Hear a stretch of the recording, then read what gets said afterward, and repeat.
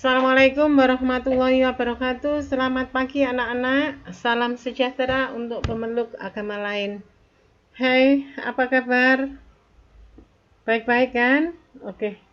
Yuk kita lanjutkan ke materi 4. Tapi sebelum kita lanjutkan materi 4, pastikan tugas kalian pertemuan pertama sudah selesai.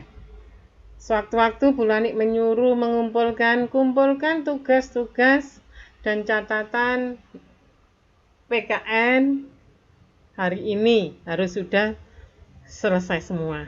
Jangan lupa memberi tanggal pada tugas atau catatan kalian. Oke? Sebelum materi pertemuan kedua bab 4 ini kita mulai, mari kita berdoa menurut agama kepercayaan masing-masing. Berdoa mulai. Berdoa selesai. Oke anak-anak, ini agak sulit. Oke, senyum ceria Bapak Presiden kita yang mengenakan pakaian adat istiadat. Oke, kita buka lembaran bab 4 pertemuan kedua. Kebangkitan nasional dalam perjuangan kemerdekaan.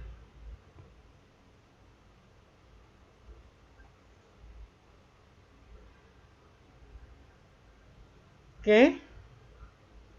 Kebangkitan nasional 1908 dalam perjuangan kemerdekaan. Ini materinya.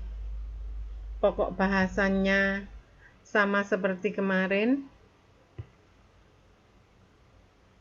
Oke. Tujuan pembelajaran juga masih tetap sama seperti kemarin. Kemarin kalian sudah melihat bagaimana para pejuang kita susah untuk merebut kemerdekaan, ya. Tidak hanya capek badannya saja, tetapi juga seluruhnya. Oke anak-anak, kalian kemarin juga sudah menyaksikan bagaimana jeritan-jeritan para pendiri negara untuk merebut kemerdekaan. Penindasan-penindasan yang dilakukan oleh kaum penjajah. Ya. Kemarin yang pertama, ya, sekarang yang kedua mengenai Budi Utomo dalam organisasi pergerakan lain. Ini adalah materi tambahan dari edisi terbaru buku pelajaran kalian. Di buku paket Bu, insya Allah ada, tetapi tidak sedetail ini. Oke. A. Budi Utomo.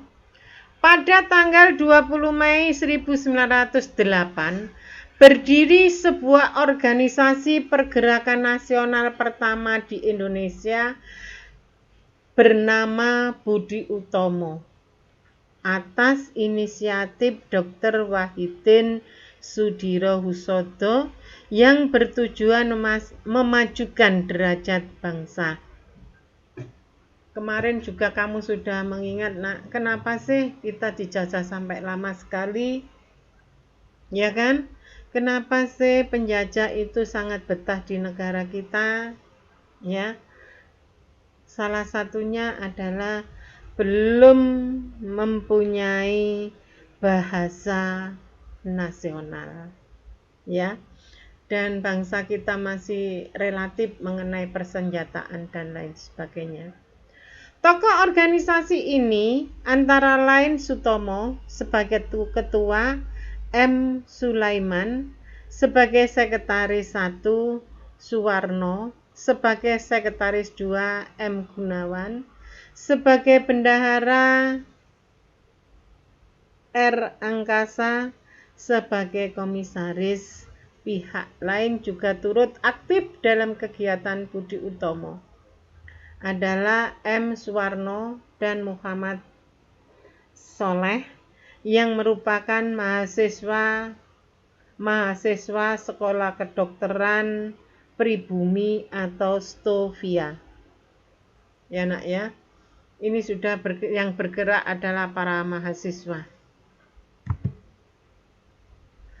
Budi Utomo berasal dari istilah budi yang berarti perangai atau tabiat, dan utomo yang berarti baik atau luhur. Jadi budi utomo, perkumpulan yang akan mencapai suatu tujuan didasarkan pada keluhuran budi atau kebaikan tabiat. Tabiat apa sih? Perilaku, tingkah laku. Organisasi Budi Utomo bersifat sosial, ekonomi, dan budaya yang ingin memajukan pengajaran atau pembelajaran atau pendidikan dan kebudayaan dalam berbagai bidang. Budi Utomo beberapa usaha yang dilakukan untuk mencapai tujuan organisasi Budi Utomo adalah: 1. Mengembangkan sistem pengajaran dengan hal yang dicita-citakan oleh Dr. Wahidin. Yang kedua, mengembangkan pertanian, peternakan, dan perdagangan. Yang ketiga, mengembangkan seni dan industri. Yang keempat, menghidupkan kembali dan melestarikan kebudayaan. Inilah nak sepak terjang dari Budi Utomo. Pada tanggal 3 sampai dengan 5 Oktober 1908, Kongres pertama di Yogyakarta. Kalian buka buku paket kalian di halaman 78. Tapi ini materi tambahan ya nak. Penjelasan di buku kalian sangat singkat. Budi Utomo ingin antara lain memajukan pendidikan pribumi. Keputusan pada Kongres pertama. Ya, Kongres pertama diadakan tanggal 3 sampai dengan 5 Oktober 1908. Kongres ini dilakukan pertama kali di Yogyakarta. Budi Utomo ingin antara lain memajukan pendidikan pribumi. Keputusan pada Kongres pertama: 1. Membatasi jangkauan gerak Budi Utomo hanya pada daerah Jawa dan Madura saja. Berarti belum meluas ke seluruh pelosok tanah air. Hanya awalnya untuk masyarakat daerah Jawa dan Madura saja. Yang kedua, organisasi Budi Utomo tidak akan melibatkan diri dalam melibatkan diri dalam kegiatan politik, mengingat sifat dari organisasi tersebut adalah sosial, ekonomi, dan budaya. Mengakibatkan Cipto Mangunkusumo mengundurkan diri dari keanggotaan organisasi Budi Utomo. Oke anak-anak, kita lanjutkan. Budi Utomo melibatkan diri dalam kegiatan politik sejak tahun 1915. 1908 belum melibatkan diri dalam bidang politik, melibatkannya tahun 1915. Saat itu ditunjuklah Dwiyosewayo sebagai perwakilan Budi Utomo untuk didelegasikan ke Belanda pada bulan Januari 1917. Kegiatan politik Budi Utomo juga terlihat ketika terbentuknya Volksraad atau Dewan Rakyat. Oke, berikutnya. Salah satu bukti bahwa Budi Utomo kemudian bergerak dalam bidang politik adalah menjadi organisasi politik moderat. Organisasi bersifat moderat yaitu pergerakan yang menghindari tindakan kekerasan atau perilaku ekstrim yang ditandai dengan penerapan taktik kooperatif atau kerjasama terhadap penguasa kolonial. Itu ya anak-anak, mulai tahun 1915 kegiatan politiknya. Oke, lanjut. Awalnya Serikat Islam dibentuk dengan nama Serikat Dagang Islam atau SDI. Serikat Dagang Islam didirikan oleh Tirto Adisuryo pada tahun 1909 di Batavia yang dilatar belakangi oleh keprihatinan Tirto Adisuryo terhadap perdagangan pribumi yang kurang mampu bersaing dengan perdagangan Tionghoa dan India. Jadi Tionghoa itu berdagang sudah sejak sebelum tahun 1908. Makanya Cina iku pinter dagang, mergane lahir copret, gurung lahir Indonesia, orang Cina itu sudah berdagang ke Indonesia. Perhatian tersebut diutarakan kepada H. Samanhudi. Akhirnya H. Samanhudi mendirikan SDI di Solo tahun 1911. Apa SDI tadi? Iya, pinter. Serikat Dagang Islam. Pembentukannya didasarkan pada agama, yaitu agama Islam, dan ekonomi, yaitu menghimpun dan memperkuat kemampuan para pedagang Islam agar dapat bersaing dengan perdagangan Tionghoa dan India.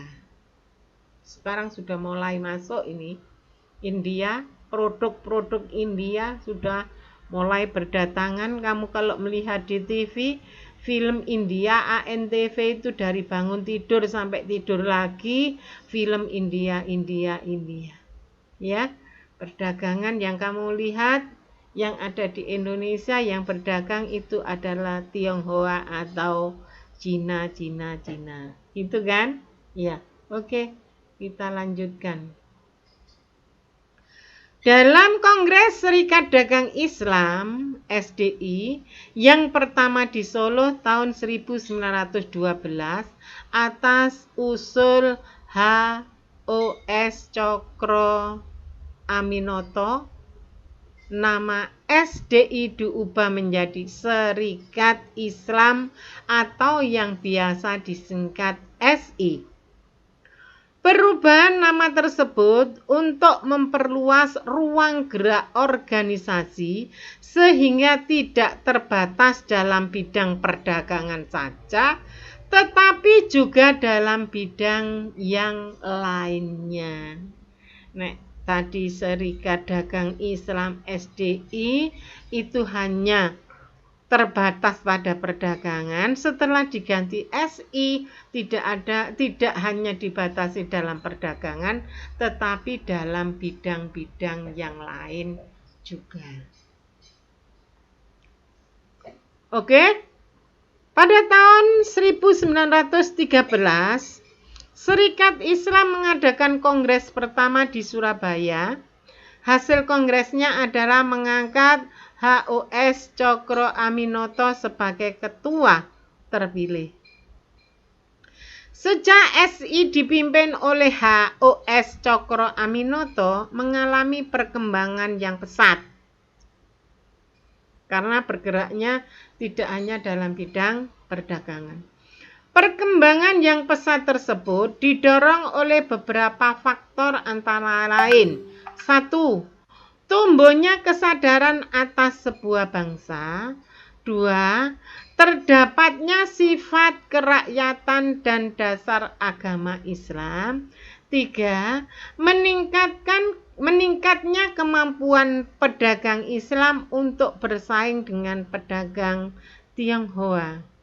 4. Keterlibatan dan campur tangan para ulama dalam segala kegiatan Serikat Islam atau SI. Ya, semuanya ada campur tangan dari para ulama karena ini adalah organisasi Islam. Oke. Pada tanggal 17 sampai dengan 24 Juni 1916 diadakan Kongres SI Nasional pertama di Bandung. Kongres pertama ini dihadiri oleh 80 orang yang merupakan perwakilan dari 80 cabang SI HOS Cokro Aminoto yang memimpin Kongres Nasional pertama.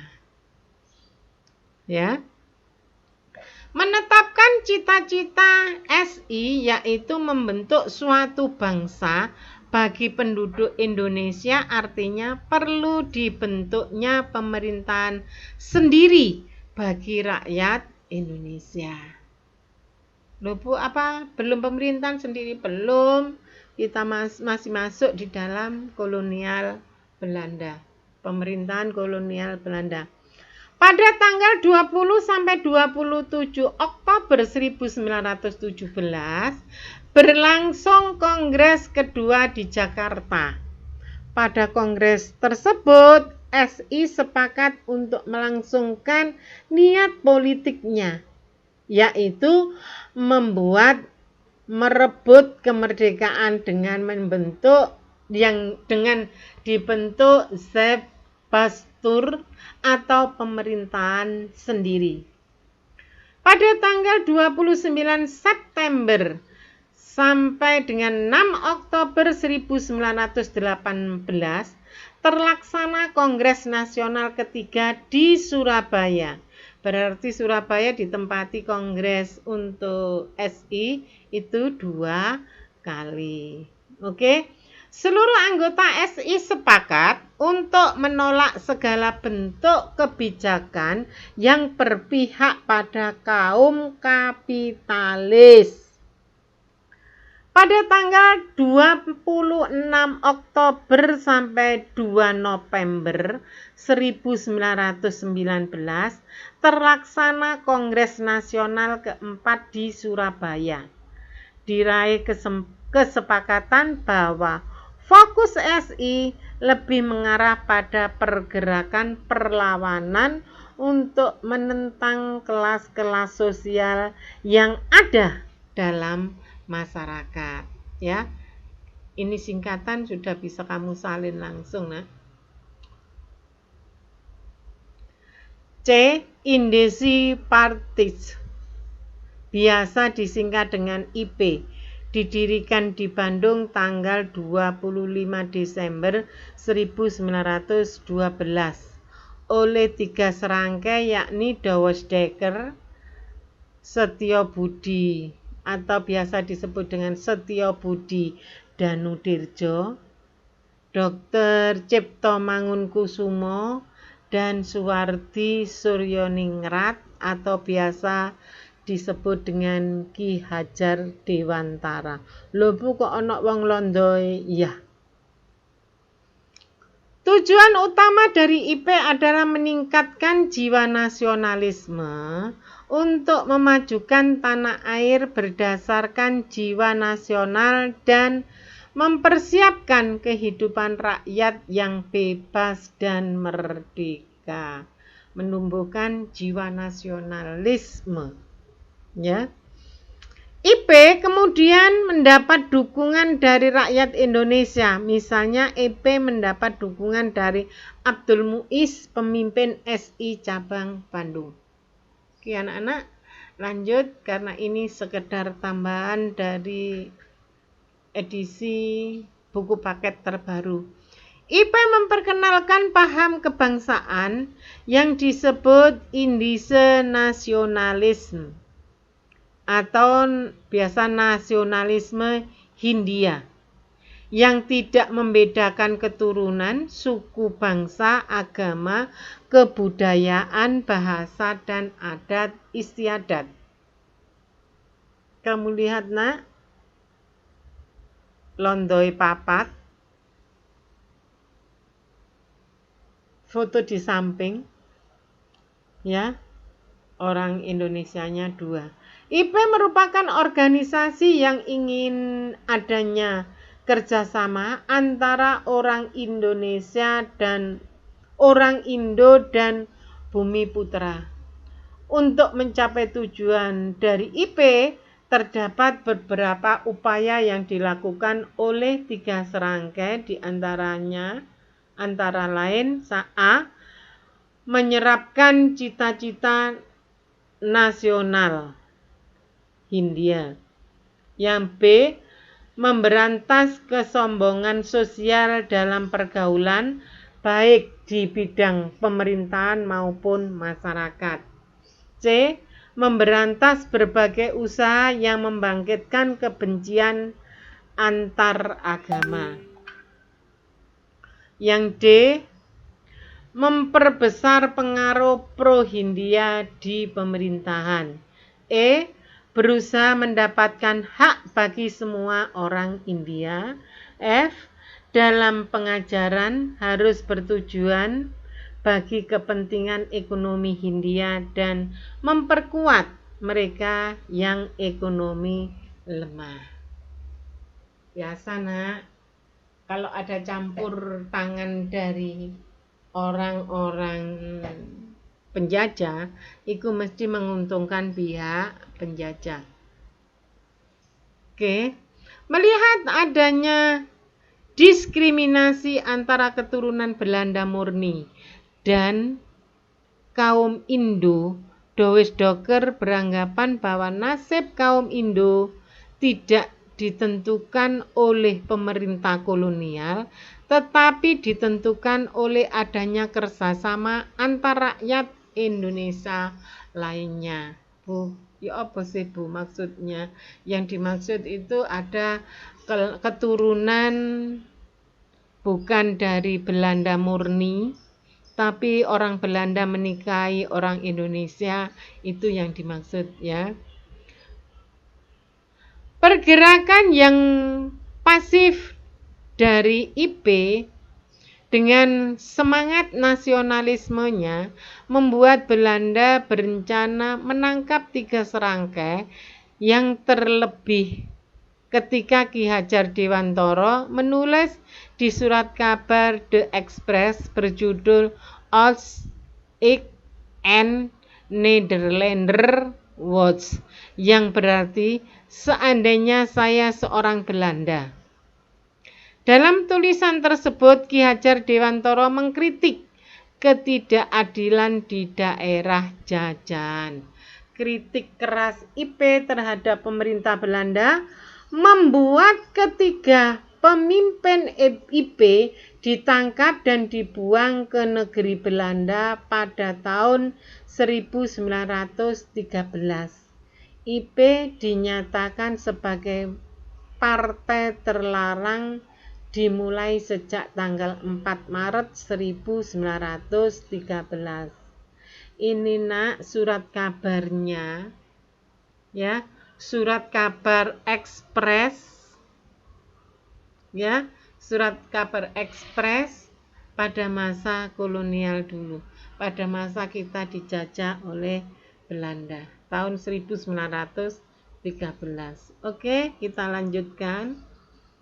ya. Ini cuplikan ada di buku kalian halaman 80. Arti penting kebangkitan nasional dalam perjuangan kemerdekaan Indonesia. Perjuangan bangsa Indonesia sebelum dan sesudah tahun 1908 memiliki perbedaan. Perbedaan tersebut dapat dilihat pada tabel di bawah ini. Kok tak buka no, kamu lihat itu ya, sangat pemberani pejuang kita, ya, ada di garis depan. Nah, perbedaan perjuangan Indonesia sebelum dan sesudah tahun 1908. Sebelum tahun 1908, ini ada di buku kalian halaman 80 ya nak. 1. Dipimpin raja atau tokoh bangsawan dan tokoh agama. Sesudah tahun 1908 dipimpin dan dipergerakkan oleh kaum pelajar. Tadi itu mahasiswa-mahasiswa itu ya, yang mendirikan organisasi-organisasi di berbagai wilayah. Yang kedua, sebelum tahun 1908 bersifat kedaerahan. Sesudah tahun 1908 bersifat nasional dan telah ada kerjasama antar daerah. Kalau sebelum tahun 1908 bersifat kedaerahan, di mana daerah yang satu dengan daerah yang lain tidak ada kerjasama atau komunikasi yang baik. Oke. Yang ketiga, bersifat fisik atau perjuangan dilakukan dengan mengangkat senjata. Sebelum tahun 1908, bersifat fisik atau perjuangan dilakukan dengan mengangkat senjata. Pada sesudah tahun 1908, diplomasi tidak lagi fisik, diplomasi dengan menggunakan cara-cara modern seperti media, perundingan, lobby, mogok, dan lain sebagainya. Kalau dulu penyelesaiannya mesti dengan penyelesaian fisik, perang. Nah, seperti itu. Tapi kalau sesudah tahun 1908 itu dengan diplomasi, ya, mencari kesepakatan. Yang keempat, sebelum tahun 1908 berfokus pada pemimpin karismatik. Sesudah tahun 1908 memiliki organisasi yang memungkinkan adanya kaderisasi, ada kadernya, dikader, ya. Kalau dulu ndak, orang yang berwibawa, punya karisma, punya wibawa yang tinggi. Kalau sesudah tahun 1908, walaupun itu berasal dari orang yang bukan kaum bangsawan, tapi kalau memiliki kemampuan berorganisasi, maka bisa dikader menjadi pemimpin. Oke, sebelum tahun 1908 bersifat reaktif dan spontan. Kalau sesudah tahun 1908 memiliki visi yang jelas, yaitu Indonesia yang merdeka. Ini nak perbedaan sebelum tahun 1908 dan sesudah tahun 1908. Oke. Arti penting kebangkitan nasional dalam perjuangan kemerdekaan. Ini adalah materi tambahan lagi. Hari Kebangkitan Nasional Hakitnas tanggal 20 Mei memiliki makna, arti, dan sejarah yang menggambarkan perjuangan bangsa dalam meraih dan mempertahankan kemerdekaan. Ya, kalian bisa baca sendiri arti penting kebangkitan nasional bagi bangsa Indonesia, khususnya bagi para pelajar, antara lain Kebangkitan nasional dapat berarti bangkit dari keterpurukan dan menyongsong masa depan. Yang kedua, kebangkitan nasional dapat berarti menguasai keterampilan yang diperlukan bagi masa depan, termasuk keterampilan teknologi. Yang ketiga, kebangkitan nasional dapat diartikan bangkitnya kesadaran bahwa kita harus berani berusaha dan tidak pasrah menerima segala sesuatu sebagai takdir yang tidak terelakkan. Oke anak-anak, sampai di sini materi tambahan PPKN yang harus kamu ketahui, walaupun tidak hanya sekedar diketahui, walaupun sudah pernah dibahas di SD, tapi ini materi tambahan untuk buku paket kalian. Kalian bisa putar lagi ya. Terus mana yang penting kalian catat di buku catatan. Oke anak-anak, sebelum materi kita berakhir atau kita akhiri, mari kita berdoa menurut agama dan kepercayaan masing-masing. Ingat anak-anak, kalau dulu para pendiri negara berjuang untuk merebut kemerdekaan, kita sekarang berjuang mengisi kemerdekaan. Ya, yuk kita berdoa menurut agama dan kepercayaan masing-masing sehingga pengetahuan yang kita dapat hari ini bisa bermanfaat. Berdoa mulai.